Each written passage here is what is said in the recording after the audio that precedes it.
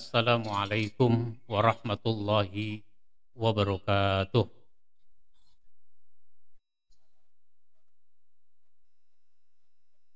Alhamdulillahi rabbil alamin.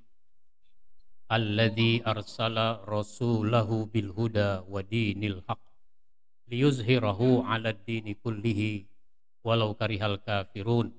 Asyhadu an la ilaha illallah wahdahu la syarikalah wa asyhadu anna Muhammadan abduhu wa rasuluh. Allahumma salli wa sallim wa barik ala nabiyyina Muhammadin wa ala alihi wa ashabihi ajma'in, amma ba'd. Bapak-bapak dan saudara sekalian yang saya hormati, para pengurus masjid, para pemerhati masjid, aktivis masjid, dan pengurus Dewan Masjid Indonesia yang bergabung dalam acara ini. Kita bersyukur kepada Allah Subhanahu wa Ta'ala. Pada siang ini kita melanjutkan kajian kita yang kedua. Kajian kita yang kedua berkaitan dengan pengajian manajemen masjid. Kita berharap dari pengajian ini dikembangkan lagi di tempat masing-masing, di wilayah masing-masing. Kalau di masyarakat kita kadang ada kegiatan yang disebut dengan subuh gabungan, gerakan subuh berjamaah, lalu diadakan kegiatan pengajian, kegiatan ceramah, maka mestinya bagusnya ceramahnya itu dengan tema-tema kemasjidan. Sebab tema-tema keagamaan dalam arti akidah, akhlak, dan sejenisnya itu sudah ada di pengajian masjid masing-masing. Tapi yang sifatnya gabungan masjid, bagus kalau dikembangkan tema-tema kemasjidan seperti yang kita bahas di dalam pengajian kita ini. Nah, pada hari ini kita ingin membahas tentang membangun masjid, manajemen masjid. Karena memang menjadi satu keharusan bagi kaum muslimin untuk membangun masjid. Di mana ada muslim, seharusnya di situ ada bangunan masjid agar bisa sholat berjamaah dan sholat Jumat. Rasulullah Shallallahu Alaihi Wasallam mencontohkan kepada kita bagaimana beliau membangun masjid saat perjalanan hijrah. Kita tahu hijrah itu dari Mekah ke Madinah menempuh perjalanan 400-an kilometer. Cuacanya terik panas, jalanannya bukit-bukit bebatuan, situasinya tidak aman. Bahkan jalan yang ditempuh, jalur yang ditempuh adalah jalur alternatif. Jadi lebih sulit. Ternyata beliau mampir di satu kampung namanya Kuba, beliau membangun masjid, yaitu Masjid Kuba. Dan sesudah Rasulullah Shallallahu Alaihi Wasallam bersama para sahabat tiba di Madinah, maka bangunan pertama yang didirikan adalah masjid. Kalau kita membangun masjid, maka ada keutamaannya. Ada keutamaannya. Di dalam satu hadis riwayat Bukhari dan Muslim, Rasulullah Shallallahu Alaihi Wasallam bersabda, "Man bana masjidan yabtaghi bihi wajhallah, banallahu lahu baitan fil jannah." Barang siapa membangun masjid karena mengharap ridho Allah, maka Allah akan membangun pula baginya sebuah rumah di surga. Jadi kalau orang membangun masjid, nanti dibangunkan, disiapkan rumah di dalam surga. Maka kalau orang-orang Arab, karena mereka punya dana yang besar, mereka membangun masjid di berbagai negara di dunia, termasuk di Indonesia. Sehingga mereka maunya membangun itu dari dananya sendiri. Jadi status tanahnya sudah wakaf, kemudian mereka sumbang. Berapa biayanya? 300 juta. Nah, dikasih 300 juta sendiri. Berapa kali berapa? Nah, itu ada paket-paketnya. Ya mungkin mereka tidak mau di surga rumahnya rame-rame, maunya sendiri. Kalau kita ini bikin masjid rame-rame, jangan-jangan rumah kita di surga nanti juga rame-rame, rumah susun, rumah susun di surga, karena bikin masjidnya rame-rame. Baik.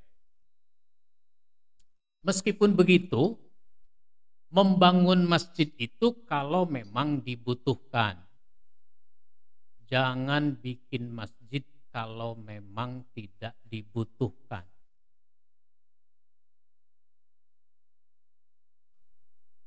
Di dalam Al-Quran itu kan diceritakan yang disebut dengan asbabun nuzul. Saya menulis buku asbabun nuzul tematik. Asbabun nuzul tematik. Itu ada kejadian di masa Nabi, orang-orang munafik membangun masjid. Kalau Nabi kan nggak tahu dia munafik, sampai Allah yang kasih tahu, sehingga Nabi tidak suka memponis orang menjadi munafik. Sampai Allah tahu, sampai Allah yang ngasih tahu bahwa dia memang munafik. Nah dulu orang munafik itu bangun masjid. Ketika dia bangun masjid hampir selesai, kalau bahasa kita apa? Sudah finishing. Lagi finishing, sebentar lagi selesai. Mereka menutup kemunafikannya itu, maksud busuknya membangun masjid. Dengan cara apa? Dengan cara mendatangi Nabi dan meminta Nabi untuk meresmikan masjid itu. Kata Nabi, sekarang ini sih tidak sempat. Karena sekarang ini lagi siap-siap mau perang. Waktu itu mau perang Tabuk. Perang Tabuk itu lokasinya jauh. Naik kuda, naik unta, perjalanannya paling cepat 20 hari. Nanti deh selesai perang. Jadi kalau perjalanan 20 hari, perginya, perangnya berapa hari, pulangnya 20 hari lagi. Maka selesai perang, Nabi bermaksud mampir di kampung itu di mana orang-orang munafik membangun masjid. Mau meresmikan. Ternyata Allah turunkan surat At-Taubah. Surat At-Taubah ayat 107, ayat 108. Saya bacakan saja artinya biar supaya lebih cepat.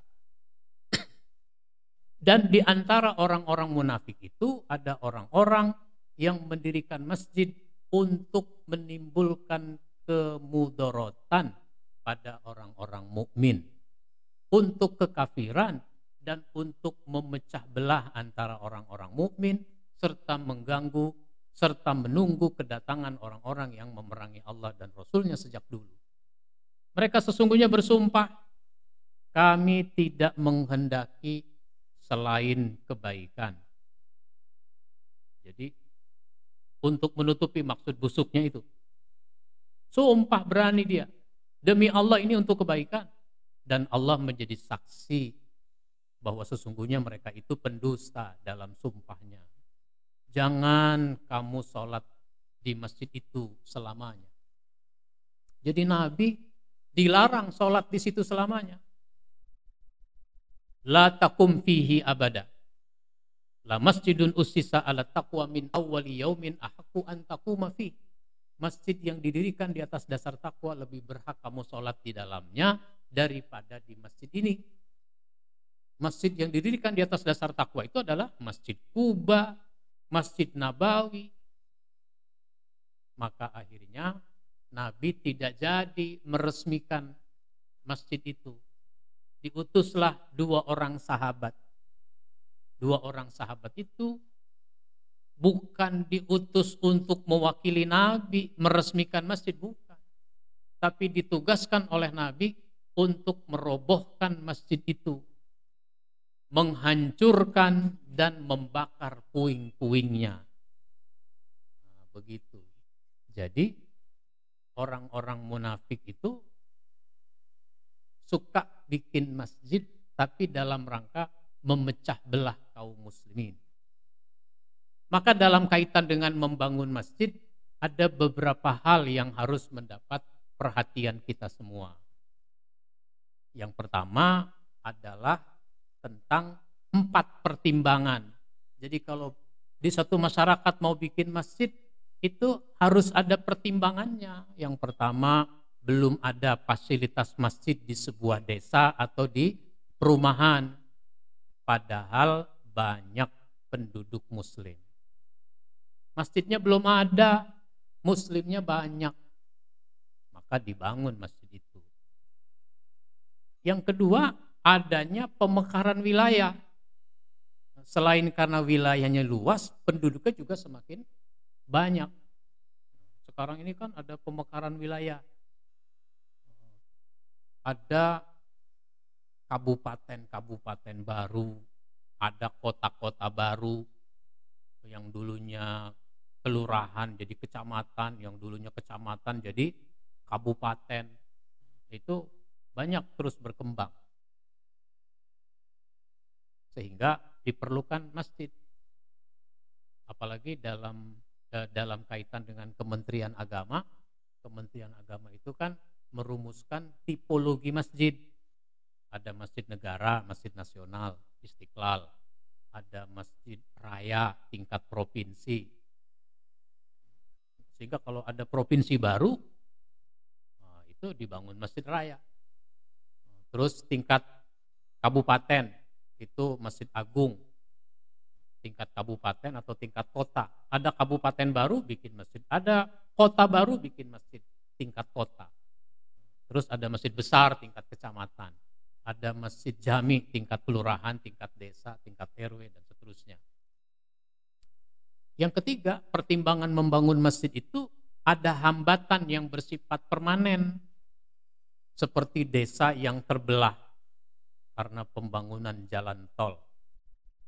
Ada sungai, mungkin aja ada sungai baru, dan sebagainya.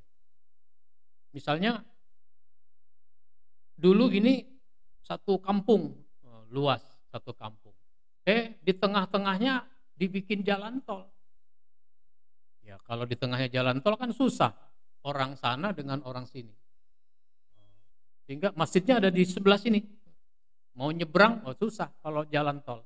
Maka masjid ada di sebelah utara misalnya, sekarang dibikin lagi masjid di sebelah selatan. Itu namanya hambatan yang bersifat permanen. Gitu. Nah, kemudian memungkinkan dilaksanakan sholat Jumat. Sebab mungkin saja di satu perumahan, meskipun muslimnya banyak, tapi pada hari Jumat mereka semuanya pada pergi bekerja. Nggak bisa mereka sholat Jumat di kampungnya itu, di lingkungannya. Makanya ada perumahan-perumahan di Jakarta dan sekitarnya, terutama di sekitar Jakarta. Apakah itu di Depok, apakah itu di Tangerang, di Bogor, dan sebagainya. Itu ada perumahan-perumahan. Perumahan-perumahan baru, keluarga muda. Penghuninya keluarga muda. Anak mereka masih TK, masih SD. Usia mereka di bawah 40. Nah, itu ada pertanyaan kepada saya. Pak Ustadz, ini musola. Kita rencananya mau menjadikannya menjadi masjid. Ini bagaimana? Saya bilang aja, kalau hari Jumat, Anda ini sholat Jumatnya di mana? Ya di kantor, karena kita pada kerja. Ada yang di pabrik, ada yang di kantor. Terus di sini siapa? Ya nggak ada, di sini anak-anak aja kan, karena kami masih anak-anak kecil. Ya kalau begitu jangan, tetap aja sebagai musola. Karena nanti kalau udah disebut masjid, nanti ada orang lagi bertamu, ada orang mampir hari Jumat, udah setengah 12, ada masjid. Kenapa? Ada papannya di situ. Ada papan masjid. Ah, di sini aja lah sholat Jumat. Udah 11.45 kok belum ada orang. Kan begitu. Udah 11.50 kok belum ada orang. Akhirnya itu orang nanya, misalnya ada seorang ibu lagi lewat, "Bu, ibu orang sini?" "Iya." "Kok di sini nggak ada sholat Jumat apa? Sepi begini hari Jumat?" "Oh, di sini mah sholat Jumatnya kalau hari Jumat itu tanggal merah." Kalau tanggal merah. So, kalau tanggal merah orang-orang pada nggak kerja. Jadi sholat Jumatnya di sini. Ya kalau begitu jangan.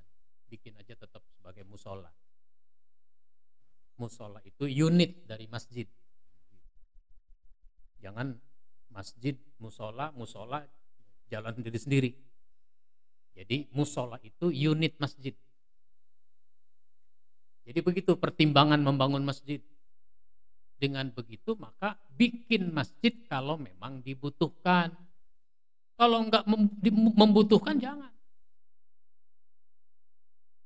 Misalnya begini, saya ini kan ustadz, saya ini bisa khutbah, bisa ceramah, bisa jadi imam. Tapi di masjid dekat rumah saya enggak ditugaskan jadi imam, enggak ditugaskan jadi khotib. Biar supaya saya jadi imam, saya jadi khotib, kalau gitu saya bikin masjid. Itu kepentingan siapa kalau begitu? Ya kepentingan saya, bukan kepentingan masyarakat. Jadi bikin masjid kalau memang dibutuhkan. Nah, bisa jadi kita dapati banyak masjid-masjid dibangun tanpa dibutuhkan, padahal tidak dibutuhkan. Kenapa? Masjid sudah ada di situ. Sehingga jaraknya dekat-dekat. Masjid jaraknya dekat-dekat, penduduknya sedikit. Mohon maaf ya, misalnya di daerah Lombok, di Lombok, Nusa Tenggara Barat, saya mendapati ada begitu banyak masjid, sehingga dikenal ada apa? Dikenal 1000 masjid. Itu masjidnya ada yang dekat-dekat. Masjidnya dekat-dekat. Bahkan saya pernah ngisi ceramah di satu masjid, di depan masjid ada masjid. Jadi seberang jalan, bukan jalan tol, nggak ada jalan tol, bukan jalan besar, tapi jalan lingkungan. Di sini masjid, di sini masjid, di sini jalan. Nah, sehingga saya tanya, kalau hari Jumat bagaimana? Kalau hari Jumat nanti gantian. Jumat sekarang di masjid sini, Jumat depan di masjid situ, Jumat depannya lagi di masjid sana, jamaahnya gabungan. Nah, jadi ya itu mau udah terlanjur ya sudah. Yang belum jangan, bikinlah masjid kalau memang dibutuhkan. Baik. Yang berikutnya kalau mau membangun masjid ya bentuk panitianya. Bentuk panitianya. Yang bertugas melakukan persiapan, perencanaan, perizinan, penghimpunan dana, pelaksanaan pembangunan, sampai peresmian. Itu tugasnya panitia pembangunan. Jadi, bikinlah panitia untuk membangun masjid. Kalau panitia kan namanya organisasi, sehingga nanti transparan. Kalau membangun masjid secara fisik, yang ketiga ini yang harus diperhatikan adalah fasilitas ruangan apa yang harus ada. Ini kadang-kadang orang bikin masjid tanpa perencanaan. Karena tanpa perencanaan akhirnya nanti renovasi lagi, rombak ini, rombak itu. Habis dana umat akhirnya untuk hal-hal semacam itu. Maka buatlah perencanaan dengan baik, salah satunya dari aspek fasilitas ruangan apa yang harus disiapkan nanti dalam pembangunan itu. Yang jelas satu, ruang peribadatan. Ya, ruang peribadatan. ada mihrab, ada posisi mimbar yang dapat dilihat dari semua arah. Ini kan mimbar terlihatnya dari jalur tengah. Jalur tengah. Kalau jamaah dari sayap kanan, jamaah di sayap kiri itu nggak ngelihat khotib. Khotibnya terhalang oleh tembok. Jadi bagus kalau posisi mimbar itu bisa dilihat oleh semua jamaah, baik dari sebelah kanan maupun sebelah kiri. Ya. Yang kedua, ruang khotib dan imam. Jadi jelas. Jangan cuma ada mihrab, tapi juga ada ruangan untuk khotib dan imam. Bagus dilengkapi dengan toilet, kamar mandi, untuk memudahkan bila khotib dan imam memerlukannya. Coba bayangkan, 5 menit menjelang khotib naik mimbar, itu khotib ingin kencing. Kira-kira bagaimana? Di mana dia mau kencing? Ya di sana, di belakang. Umumnya tempat jamaah. Pada jam segitu, 5 menit menjelang waktu Jumat tiba, wah itu di sana penuh, banyak orang, antri. Lalu si khotib bilang apa? Pak, saya dulu pak. Orang lagi pada antri, dia minta duluan. Apa kata jamaahnya? Antri pak. Saya khotib nih. Oh, justru khotib harus ngasih contoh. Nah, jangan begitu akhirnya. Jadi bagus disediakan tempat khusus. Tempat khusus untuk imam dan khotib. Bukan imam dan khotib minta diperlakukan khusus, bukan. Memang harus begitu untuk kemudahan. Yang ketiga, ruang wudhu, toilet, kamar mandi yang cukup, termasuk di lantai atas untuk jamaah yang berada di lantai atas.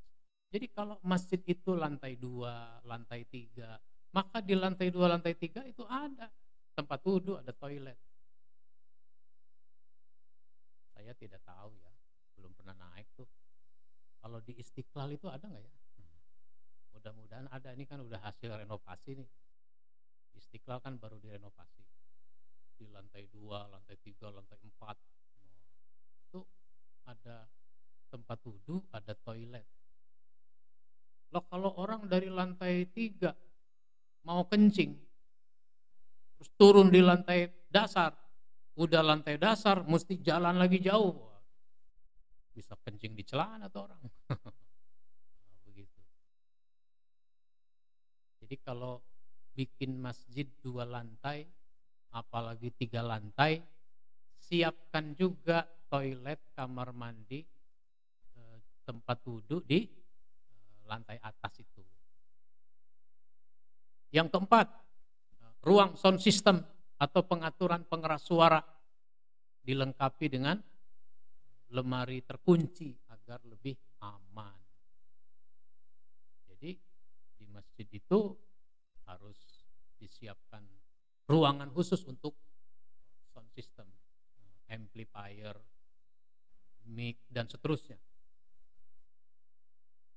Sebab banyak masjid yang mengalami kehilangan alat-alat pengeras suara, ada maling. Ya habis ampli menyimpannya di mihrab, di mimbar ada tuh.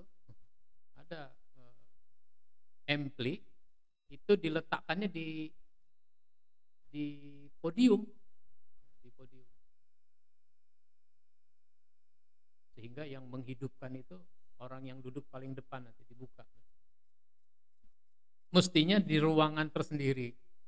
Nanti mic sambungkan dengan kabel kan gitu. Sekarang kan kabelnya ada yang panjang. Apalagi ruang sekretariat. Masjid harus punya ruang sekretariat. Dalam konteks membangun itu direncanakan. Apalagi ruang perpustakaan. Maka nanti kalau membangun ya sudah siapkan tuh ruangan-ruangan. Yang sangat penting adalah ruang wudhu.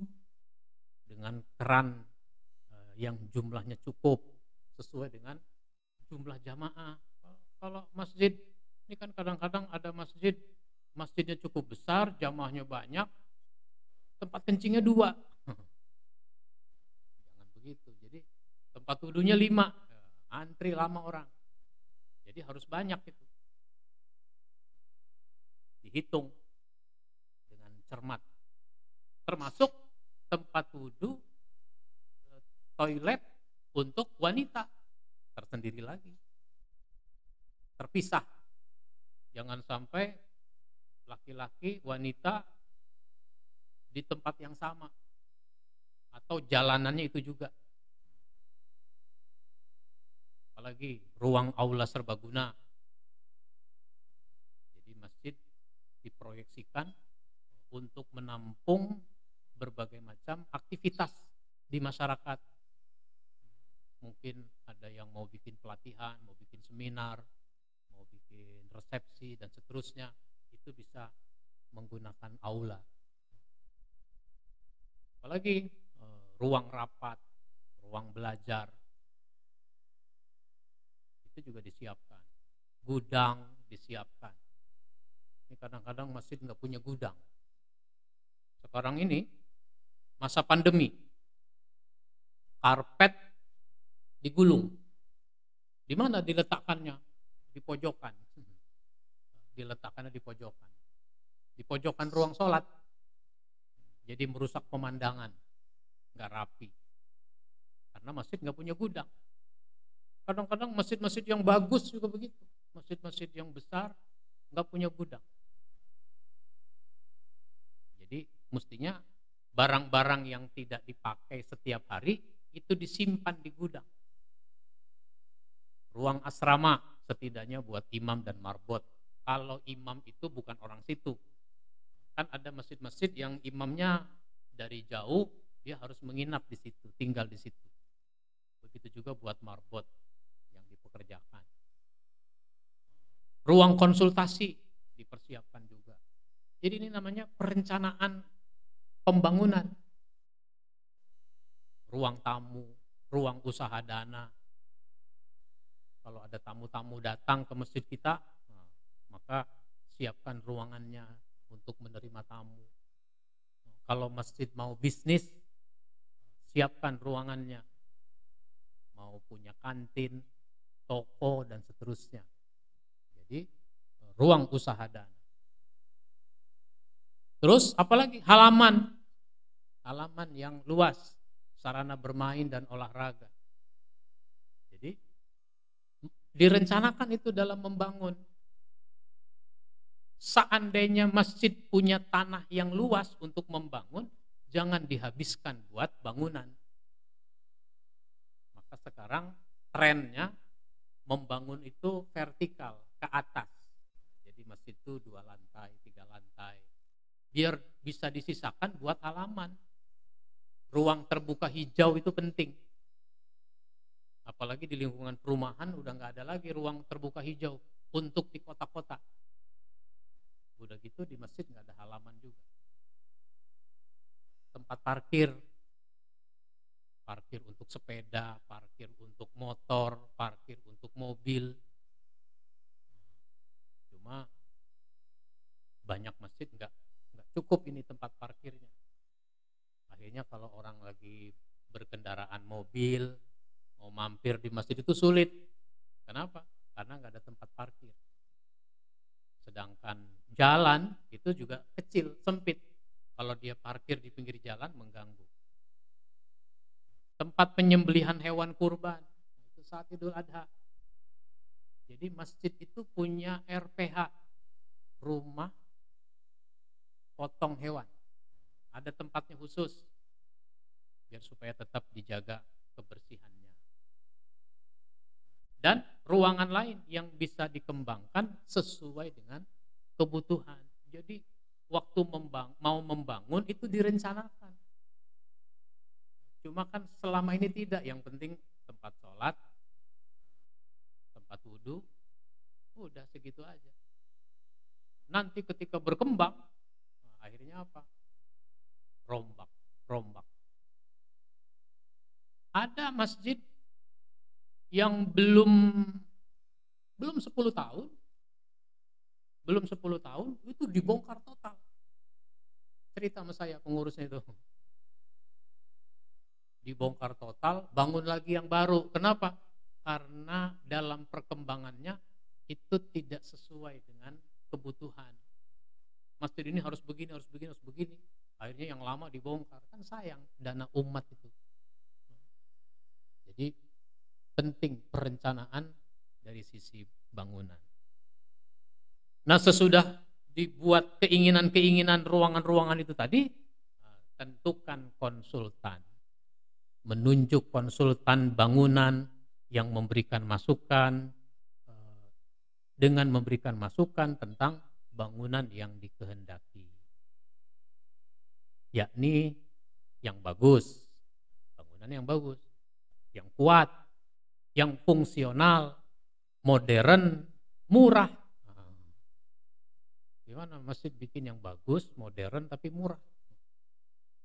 Ya sudah, bangunan kita kan mau bikin bangunan tingkat, misalnya bangunan tingkat lantai bawah aula dengan ruang-ruang yang tadi dibutuhkan itu, lantai 2 buat tempat sholat. Nah di lantai 2 ini maunya pakai AC apa sirkulasi udara saja dari luar? Kan bisa begitu. Ini mau pakai AC apa enggak kan gitu. Kalau mau pakai AC formatnya tertutup. Tapi kalau nggak usah pakai AC, ya sudah. Kalau begitu biar supaya murah, tembok setengah. Sehingga ada masjid-masjid yang temboknya setengah. Masjid Pondok Indah itu di lantai 2 itu temboknya setengah. Masjid Nimatul Ittihad yang dibangun oleh Pondok Indah begitu juga, tembok setengah. Jadi nggak perlu pakai kusen yang mahal kan gitu. Udah tembok setengah, plester jadi. Masjid Baitur Rahman, Masjid Baitur Rahman di Pupuk Kaltim. Nah itu juga lantai 2, tembok setengah. Baik. Hal yang harus diberi masukan misalnya tidak ada tiang pada ruang sholat dan aula serbaguna. Jadi kalau bikin masjid bagus tanpa tiang. Ya sebesar-besarnya masjid kita itu bisa tanpa tiang. Tinggal insinyurnya bisa nggak? Kalau nggak bisa nggak jadi. Kita maunya nggak pakai tiang. Bisa. Itu Insinyur Nu'man almarhum ya, arsitek pembangunan masjid yang luar biasa. Itu Insinyur Nu'man bikin masjid tanpa tiang. Itu Masjid Salman ITB di Bandung, nggak pakai tiang.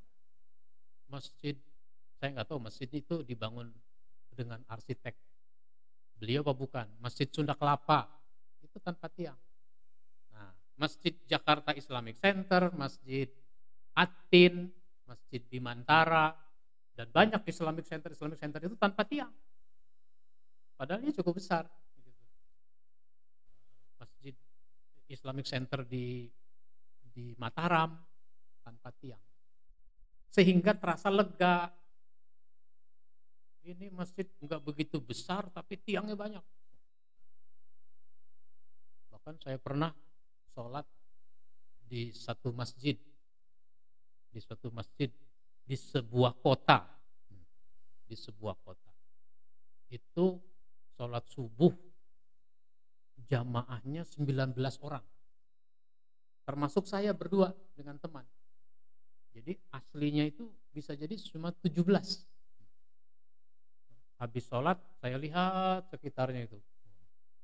Ternyata tiangnya lebih banyak daripada jamaahnya. Wah, di Jambi malah disebut Masjid 1000 Tiang.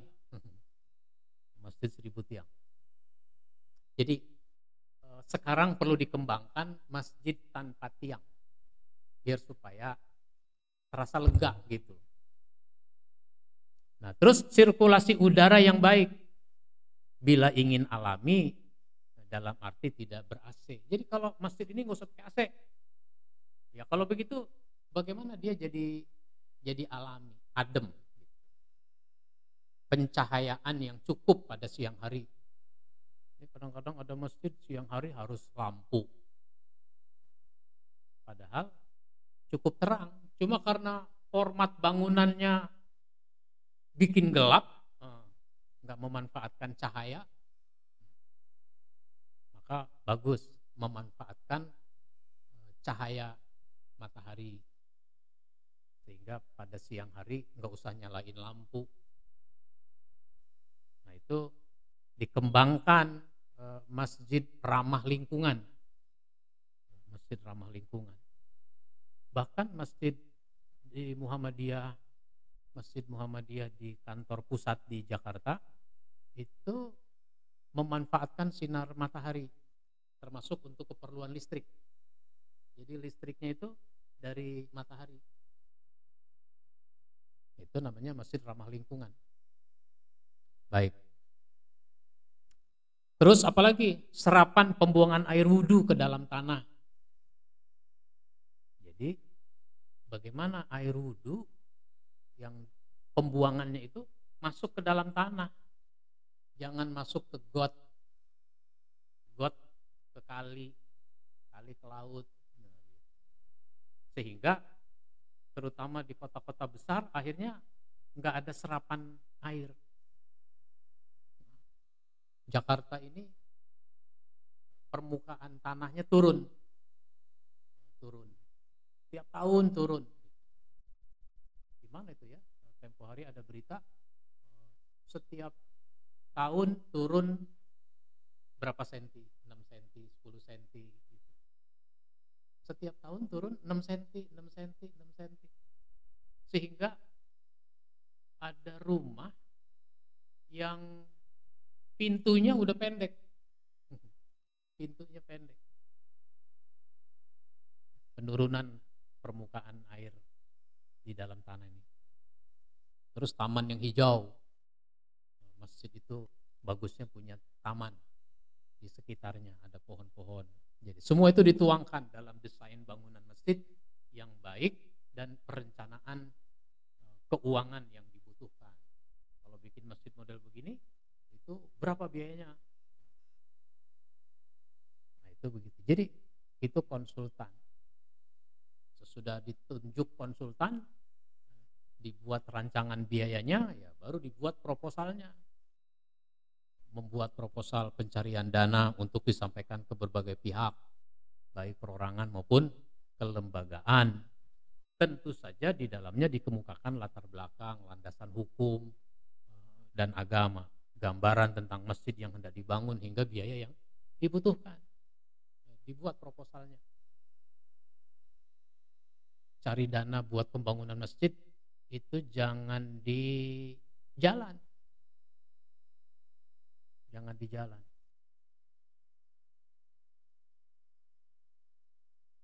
Dulu orang minta sumbangan di pinggir jalan. Itu dulu. Kalau sekarang di tengah jalan. Banyak yang model begitu. Jangan. Jadi kalau kita bangun masjid itu swadaya masyarakat. Jangan minta di pinggir jalan apalagi di tengah jalan. Masyarakat kita bisa kok. Kenapa? Bikin rumah sendiri-sendiri aja bisa. Bikin rumah sendiri bisa. Masa bikin masjid rame-rame nggak bisa? Bikin masjid sekampung orangnya, masa nggak bisa? Jadi yang keenam, hindari mencari dana di jalan raya. Begitu seterusnya. Kemudian melibatkan semua masyarakat untuk berpartisipasi dalam pembangunan masjid ini. Dulu Nabi bangun masjid melibatkan semua sahabat. Dulu kan Rasulullah duduk di teras rumahnya Abu Ayyub Al-Ansari yang memang Rasul nginep di situ. Sahabat-sahabat kumpul. Ngomong-ngomong ini tanah siapa ya? Ada anak kecil jawab, tanah saya ya Rasul. Ada apa nanyain tanah? Saya ingin bangun masjid. Kayaknya kalau di sini cocok nih bangun masjid. Oh silahkan. saya wakafkan itu tanah buat masjid. Ini benar tanah kamu? Iya. Dari mana ceritanya kamu punya tanah ini? Ini warisan dari orang tua saya yang sudah meninggal. Oh, kalau begitu jangan. Saya beli saja. Kenapa Rasul tidak mau terima wakaf ini? Ya masalahnya ini anak kecil. Pikirannya belum matang. Jangan sampai nanti dia udah gede, dia nyesel. Coba nih tanah nggak diwakafkan. Sekarang harganya semeter sudah 40 juta semeter, 50 juta. Ya, tapi kalau orang yang mewakafkan tanah itu tidak ada yang menyesal. Yang menyesal itu anak cucunya. Betul nggak? Yang menyesal anak cucunya. Itu tanah diwakafkan tapi sertifikatnya belum dirubah. Belum balik nama. Akhirnya apa? Akhirnya dia meninggal, keluarganya bongkar-bongkar arsip, ternyata ada sertifikat. Ini tanah mana ini sertifikat? Oh, rupanya tanah masjid. Diklaim lagi sama anak cucunya. Jadi Rasulullah itu ajak semua terlibat, kerja bakti, bangun masjid. Yang kedelapan, proses pembangunan harus berjalan meskipun dananya tidak cukup. Bisa saja dengan utang, ya, utang barang ke toko bangunan, atau mengurangi jumlah pekerja. Yang penting setiap hari ada yang bekerja, ada perubahan-perubahan. Kan ada orang, kita baru mulai pembangunan kalau dananya udah 1 miliar yang kumpul. Oh. Jangan nunggu 1 miliar, mulai saja bangun. Nanti kan kalau udah dibangun, dimulai, itu orang-orang pada mau nyumbang jadinya. Yang ke-9, setelah proses pembangunan selesai, 100% dari rencana yang sudah atau sudah memungkinkan untuk digunakan, maka peresmian dilakukan. Lebih bagus peresmian itu dengan melaksanakan sholat Jumat pertama. Itu peresmian. Jadi kalau orang dulu peresmian masjid itu hari Jumat, sekalian sholat Jumat pertama. Sekarang karena orang pada kerja, akhirnya nggak mau kalau peresmian itu hari Jumat. Peresmiannya hari Sabtu karena libur, atau Minggu karena libur. Ya, akhirnya gunting pita. Acaranya gunting pita. Peresmian. Nah, terus yang ke-10, laporan pertanggungjawaban pembangunan disampaikan kepada masyarakat. Selanjutnya, tanggung jawab memakmurkan masjid diserahkan kepada pengurus yang sudah dibentuk. Tugas panitia selesai. Tugas panitianya udah selesai, sehingga kalau sudah peresmian, laporan diterima, maka panitianya dibubarkan. Dibentuk kepengurusan. Nah, begitu. Sehingga panitia jangan berkuasa. Ini kadang-kadang ada juga tuh di masjid, panitianya berkuasa. Terus-terusan dia jadi panitia pembangunan. Kenapa? Nanti kan juga kan mau ada renovasi. Nah, baru selesai diresmikan, udah ngomongin renovasi. Nanti urusan berikutnya. Baik. Jadi separuh waktu saya gunakan untuk menjelaskan masalah ini, dan separuh waktu lagi kita gunakan untuk berdialog. Saya persilahkan kepada para peserta, para jamaah yang ingin menanggapi, yang ingin mengembangkan dari apa yang kita bahas. Baik, sementara dari saya cukup, saya persilahkan untuk kita kembangkan dengan tanya jawab.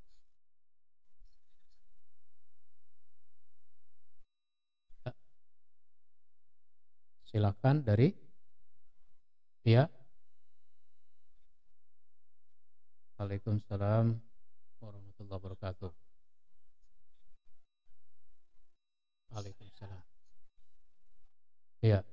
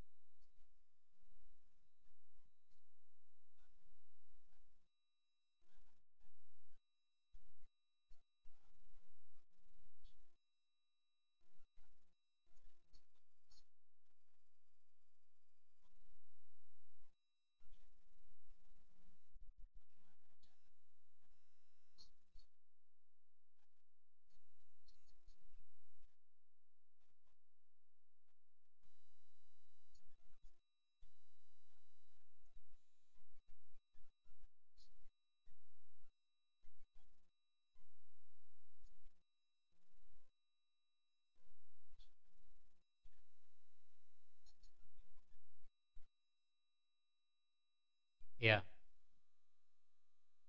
memang kita tidak boleh gampang untuk memvonis ini masjid dirar. Karena Rasul saja enggak segampang itu sampai Allah yang mengarahkan, memutuskan kepada Nabi. Nah, untuk itu maka sekarang yang sudah ya sudah. Tapi berikutnya bagaimana masjid itu kalau mau dibangun memang berdasarkan kebutuhan. Jangan bikin masjid kalau tidak dibutuhkan. Siapa yang membutuhkan? Masyarakat secara luas. Jangan kebutuhan satu orang. Kepentingan itu bukan kebutuhan. Kepentingan pribadi. Lalu kalau ada orang bikin tempat pengajian, tempatnya begitu bagus, melebihi masjid, ya kita sih husnuzan karena orang belajar perlu kenyamanan sehingga perlu tempat yang baik. Namun mestinya pengajian itu bagus kalau tempatnya di masjid. Di masjid tempat pengajian itu. Sehingga orang tidak perlu bikin tempat pengajian yang melebihi masjid. Kecuali kalau mau bikin pesantren sekalian, mau bikin sekolah, perlu luas, nah itu ya. Tapi kalau sekedar pengajian, kenapa tidak ditampung di masjid? Kira-kira begitu ya. Baik. Ada lagi?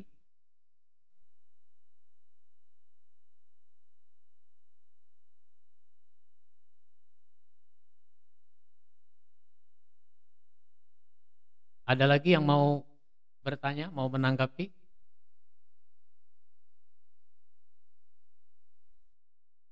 Ya. Baik. Pak, ya silahkan. Perkenalkan diri biar yang lain tahu.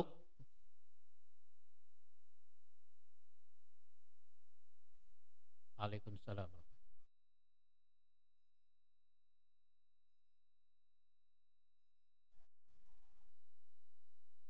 Ya. Ya.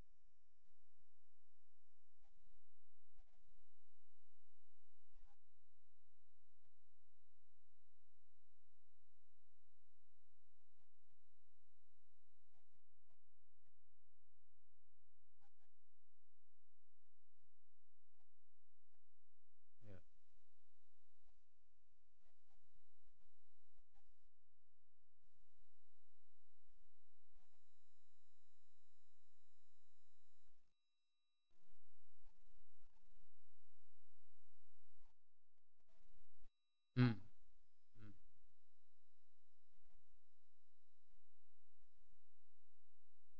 Ya. Baik. Yang pertama, pengurus masjid harus diberi pemahaman dan penyadaran tentang penggunaan pengeras suara. Untuk itu harus kumpul.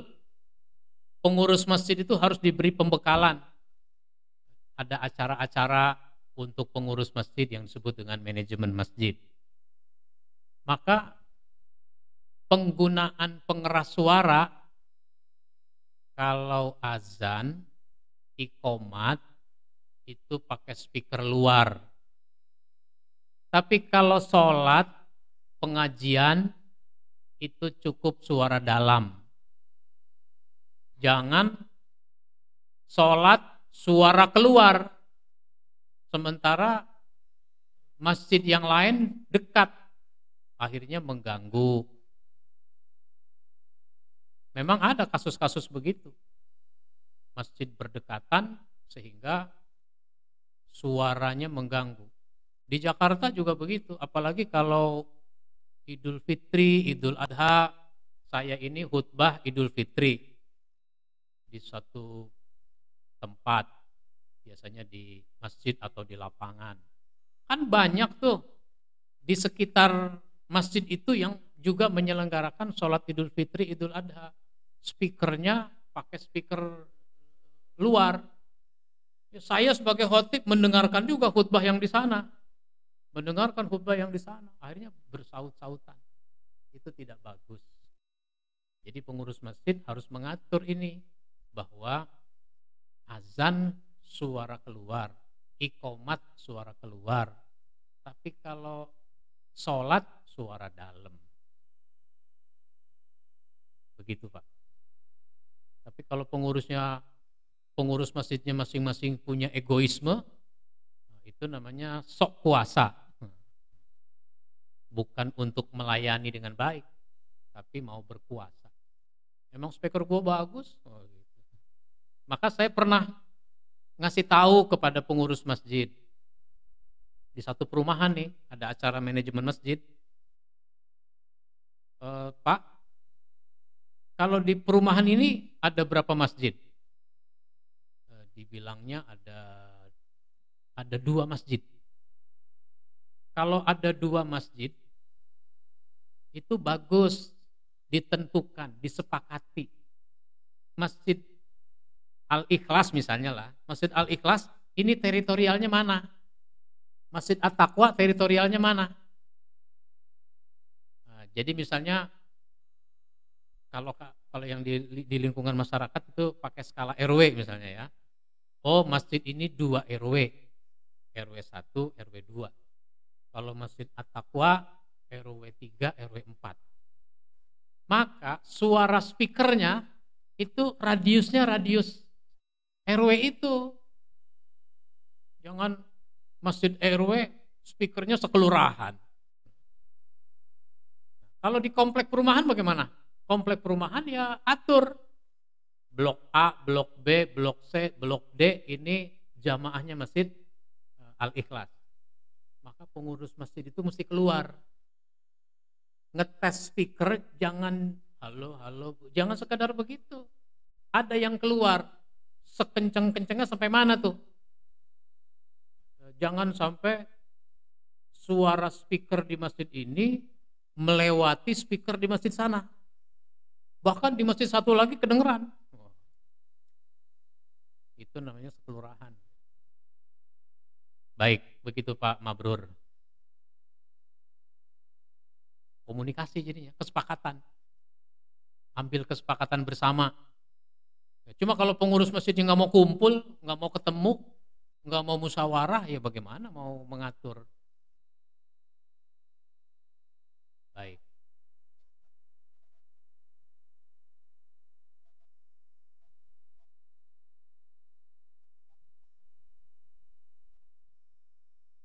Ya, ya pengurus DMI di tingkat kelurahan, ya di tingkat kelurahan atau di tingkat kecamatan, itu kan mestinya mengumpulkan pengurus masjid, memberikan bimbingan, pembekalan,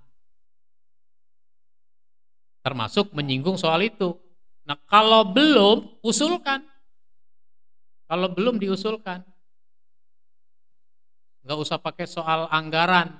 Wah nggak ada anggarannya, ya kumpul aja anggarannya cuma pisang goreng. Seandainya harus pakai anggaran. Baik, ya silahkan ada lagi yang tidak bertanya, matikan mic-nya. Waalaikumsalam warahmatullahi wabarakatuh. Ya.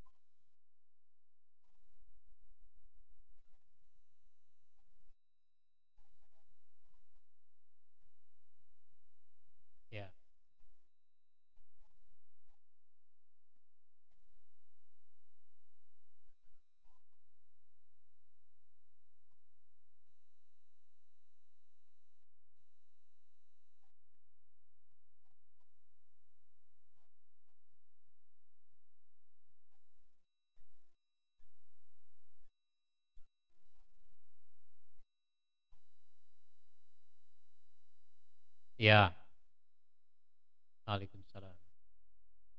Ya, yang kita sedang lakukan sekarang ini kan bagian dari pembinaan, bagian dari upaya memberi pemahaman, pencerahan, pembinaan. Cuma kan orang-orang yang seperti itu tidak ngikut program-program seperti ini kan gitu. Karenanya itu sudah menyangkut penertiban, penertiban.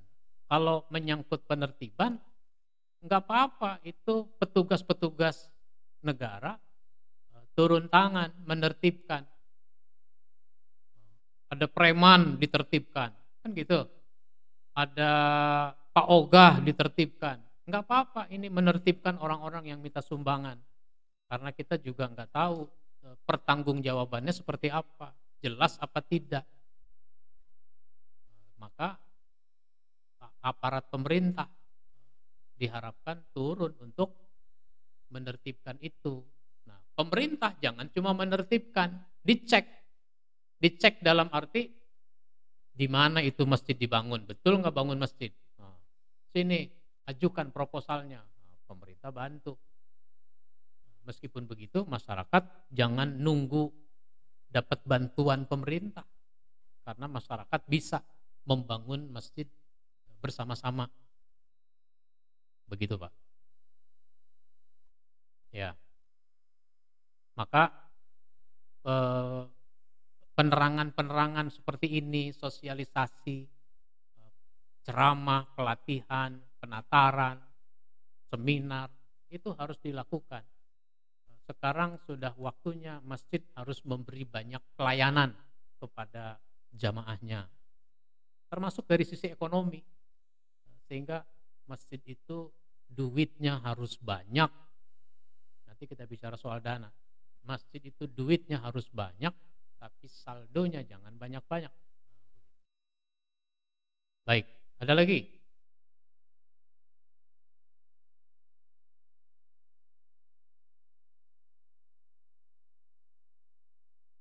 Ada lagi?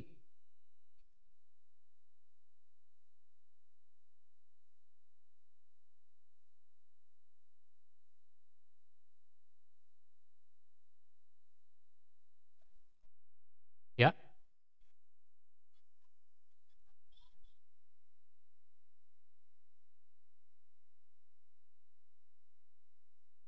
silakan, ada lagi?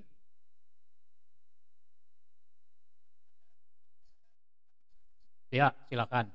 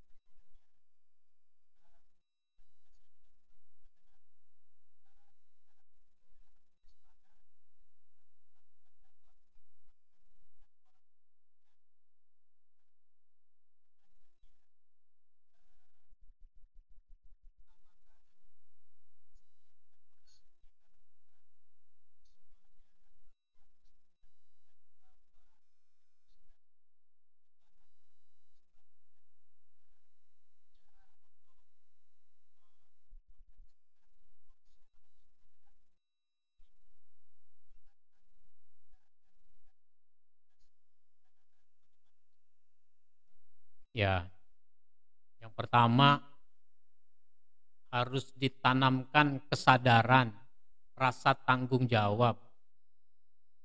Pada pertemuan yang lalu kan kita sudah singgung, banyak orang menjadi pengurus tapi tidak bertanggung jawab. Namanya saja yang tercantum dalam kepengurusan, kerjanya enggak. Bahkan bisa jadi ada pengurus yang udah lupa sebagai apa dia di kepengurusan. bagaimana mau kerja kalau begitu? Maka sesudah ada kesadaran begitu untuk mengurus masjid sama-sama, jangan dilimpahkan pada satu orang, maka diadakanlah musyawarah, rapat, sehingga nanti di dalam rapat ada pembagian tugas, ada kesepakatan-kesepakatan yang harus dijalani. Nah, cuma banyak pengurus nggak mau rapat. Nah, ini juga karena nggak ada tanggung jawab tadi. Jadi rapat, bagi tugas. Nah, kalau sudah dibagi tugas, laksanakan sesuai dengan tugasnya masing-masing. Tapi seandainya orang tidak jalan juga, apa boleh buat? Ambil alih. Kita jalan saja. Biar supaya kita tidak boleh suuzon, buruk sangka bahwa ini orang pada mau menjebak saya kali ya. Jangan begitu. Tetapi kita tunjukkan kerja dengan baik, meskipun sendiri misalnya, lalu segala sesuatu apalagi yang berkaitan dengan keuangan itu harus transparan.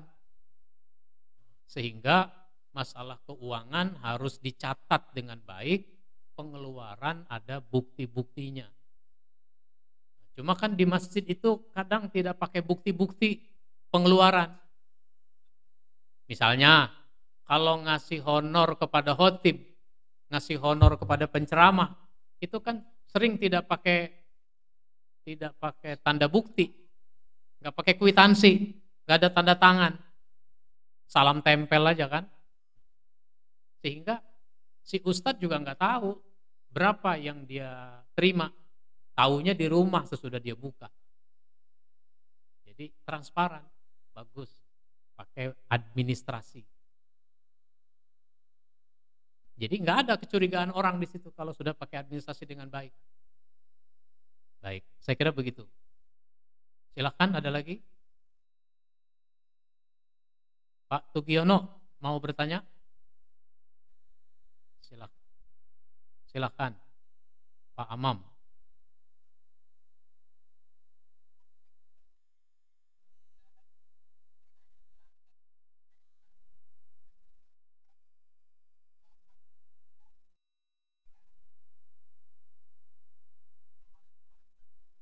Waalaikumsalam.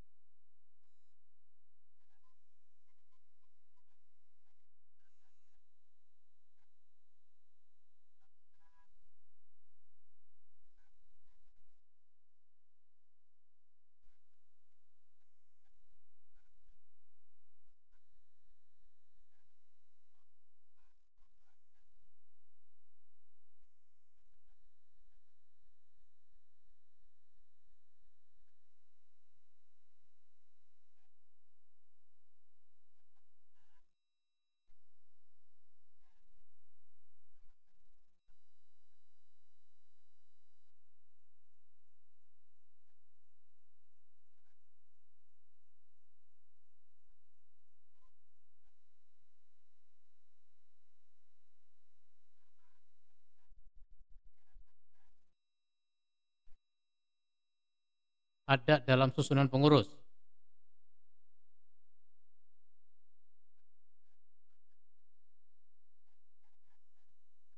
Oh. Hmm.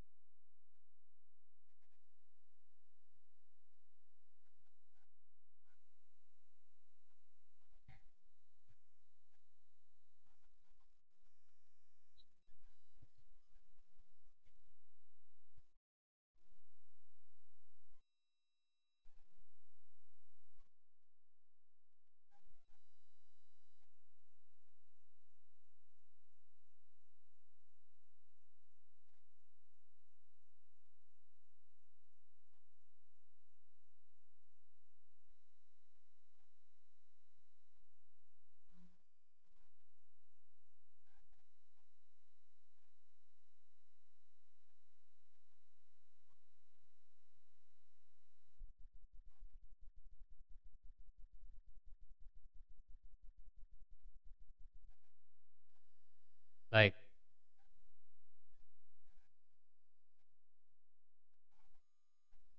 Ya,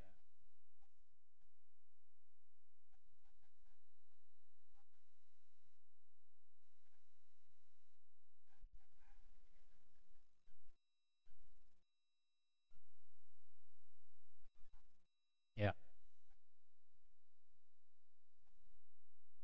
baik. Yang pertama, setiap kita bisa berbuat baik di mana saja, kapan saja. Sehingga kalau kita mau berdakwah, mau membina umat, lakukan saja. Di kampung sendiri nggak bisa, ya di kampung orang lain nggak apa-apa. Yang penting kita sudah berbuat. Nabi Muhammad sampai hijrah ke Madinah. Kenapa? Di Mekah nggak memungkinkan. Kira-kira begitu. Nah sekarang di masjid kita ya sudah kita menjadi jamaah yang baik. Pada saat kita ada di rumah, nggak ada aktivitas di luar, laksanakan sholat berjamaah di masjid dekat rumah kita itu. Nah, cuma karena ada musola ya sudah, silahkan mau di musola mau di masjid, dua-duanya didatangi. Ada saat kita di musola, ada saat kita di masjid. Semua harus kita jalin hubungan dengan sebaik-baiknya. Hari Jumat enggak sholat Jumat di masjid lingkungan kita.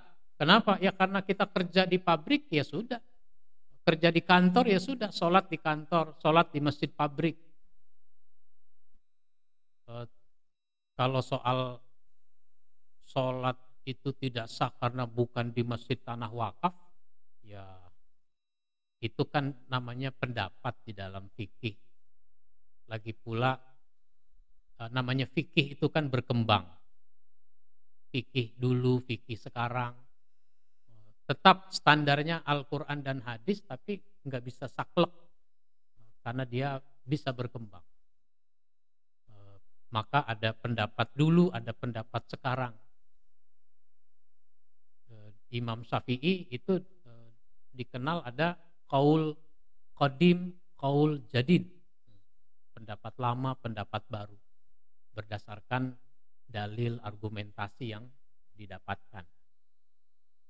Jadi ya silakan saja orang mengatakan tidak sah sholat Jumat di masjid yang bukan tanah wakaf, yaitu hak mereka, tetapi kita harus yakin, nggak boleh ragu, nggak ada masalah, nggak ada masalah karena eh, begitu berkembang kehidupan kita. Di Jakarta misalnya itu setiap gedung, kalau boleh dibilang begitu, setiap gedung, hampir setiap gedung menyelenggarakan sholat Jumat. Kalau mau pakai fikih lama nggak ada yang sah itu. Kalau mau fikih lama, kenapa? Karena satu kampung, satu masjid mestinya. Nah ini banyak masjid. Nah, itu ada masjid masyarakat, ada masjid kantor, ada masjid rumah sakit, ada masjid pabrik. Ini namanya masjid-masjid khusus untuk memenuhi kebutuhan masyarakat Muslim di mana dia berada. Bahkan tadi di perumahan dia ngadain sholat Jumat kalau tanggal merah, kalau Jumatnya tanggal merah. Setahun paling cuma 2 kali, 3 kali ada tanggal merah di hari Jumat. Nah begitu. Jadi nggak usah ribut, nggak usah diperpanjang, jalin hubungan dengan baik. Apa yang bisa kita lakukan, lakukan. Baik di masjid kita, di masjid pabrik, di musola, di mana. Lakukan apa saja yang baik-baik untuk kemajuan, kebaikan masyarakat kita. Ya, saya kira begitu. Ada lagi? Ya,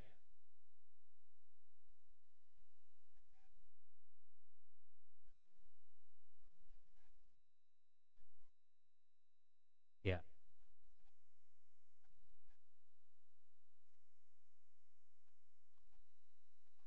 ya,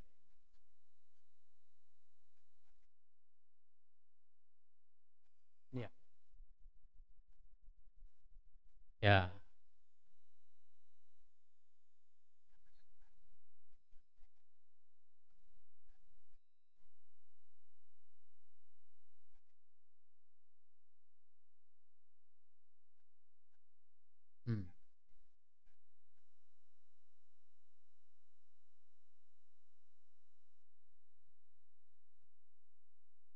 Baik.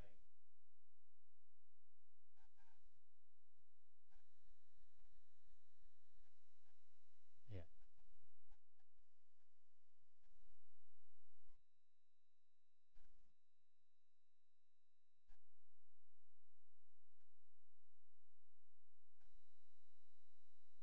Ya, baik ya. Silakan ada lagi? Ada pertanyaan lewat chat?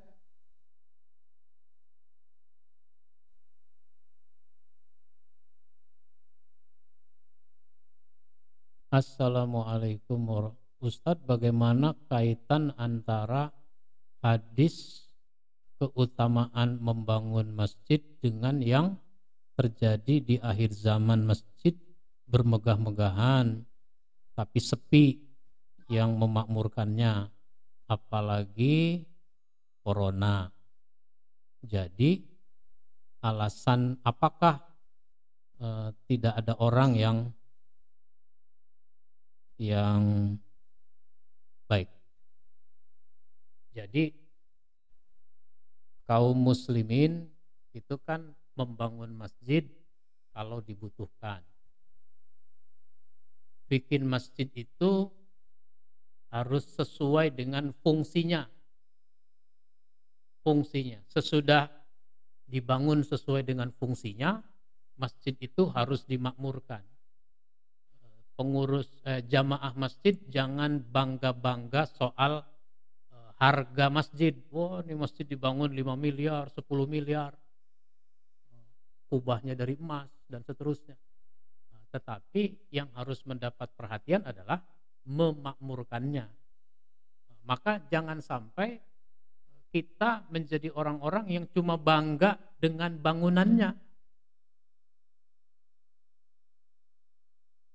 Jangan. Memang Rasulullah sudah mengatakan akan datang satu masa di mana umat ini akan bermegah-megahan dalam membangun masjid. Tapi wala ya'muruna illa qalila. Tidak ada yang memakmurkannya kecuali sedikit. Maka kita harus menjadi bagian dari orang-orang yang memakmurkan masjid itu. Jangan hanya bangga dengan bangunannya. Maka kita prihatin kalau orang bangga dengan bangunan, dengan harga mahal dan seterusnya. Nah, lebih parah, masjidnya tidak bagus-bagus amat, makmurnya juga tidak. Sedikit orang yang memakmurkannya. Baik, silakan ada lagi. Pak Tugiono kelihatannya udah siap mau bertanya.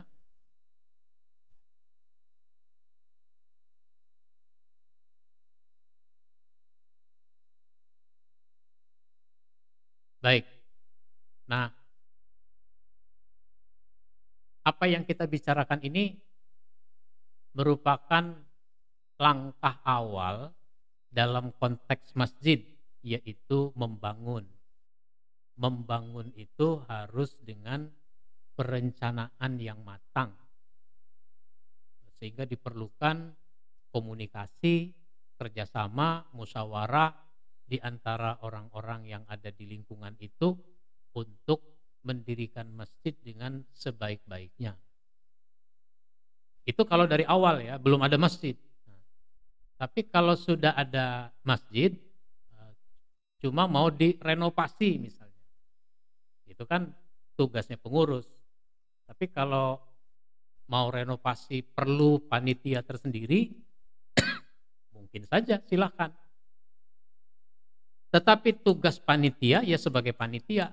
Kalau tugasnya udah selesai, itu dibubarkan. Jangan panitia terlalu berkuasa terus-terusan. Saya kan udah jadi ketua pembangunan, saya ini harus jadi ketua masjid. Enggak begitu. Urusan ketua masjid itu harus dimusyawarahkan lagi bersama-sama. Begitu. Nah, saya mendapati ada juga kadang-kadang ketua panitia pembangunan terlalu berkuasa sehingga dia harus menjadi ketua. Baik, silakan ada lagi. Kita masih punya waktu 10 menit.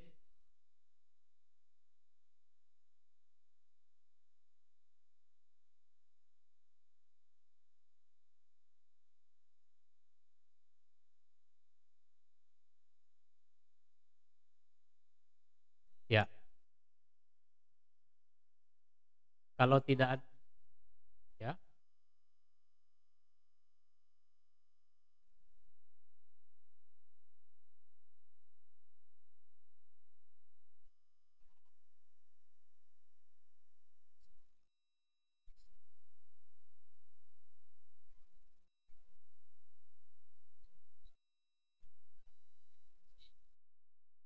ya, ya,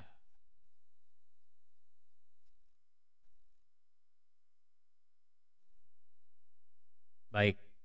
Sebenarnya sudah ada, sudah mulai banyak masjid-masjid yang menggunakan administrasi dengan baik sehingga khotib penceramah itu dikasih honor dengan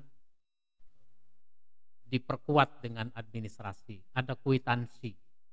Nggak apa-apa, Pak Ustadz, ini minta tanda tangan, mungkin di sekretariat, mungkin di mihrab, mungkin di tempat imam, ruangan imam, itu soal teknis. Ya. Teknis ngasihnya itu bisa diatur. Eh, tapi dengan adanya administrasi itu, orang yang ditugaskan memberikan, dia pun terhindar dari kecurigaan orang lain. Sebab ada juga kasus, namanya juga kasus kan gak banyak, yaitu honor buat khotib ditilep sama yang dititipi. Misalnya khotib ini dikasih honornya 750 atau dikasihnya 500 atau dikasihnya 1 juta.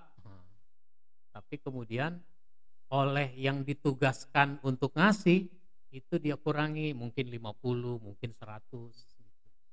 Biasanya kan khotib nggak pernah nanya.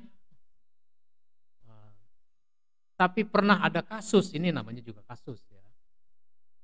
Dulu itu tahun 90-an di suatu masjid, waktu itu honor khotib 100.000.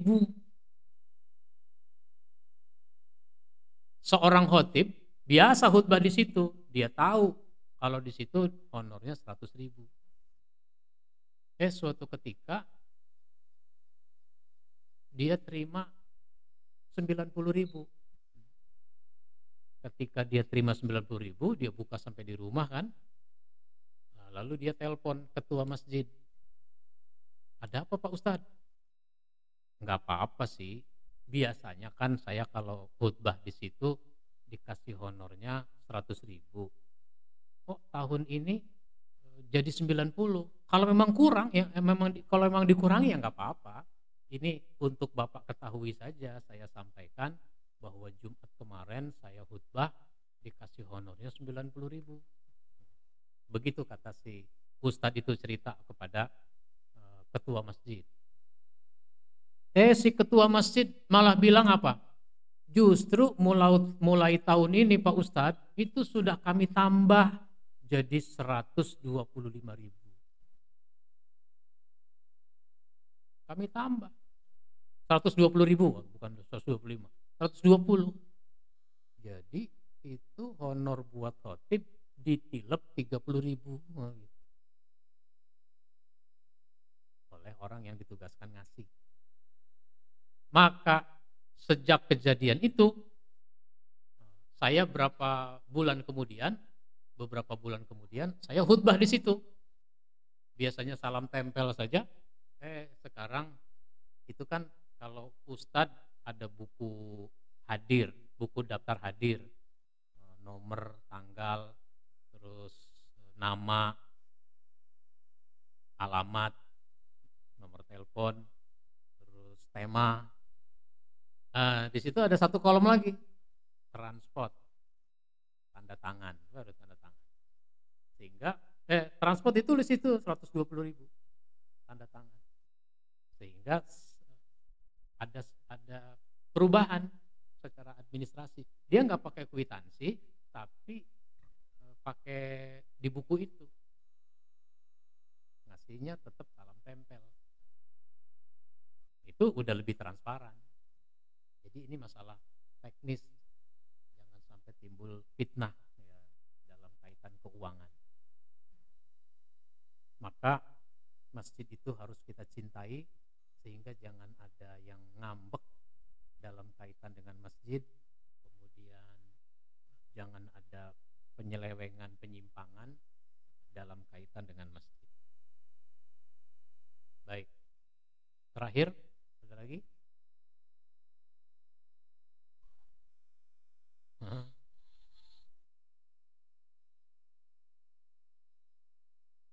Satu lagi, terakhir.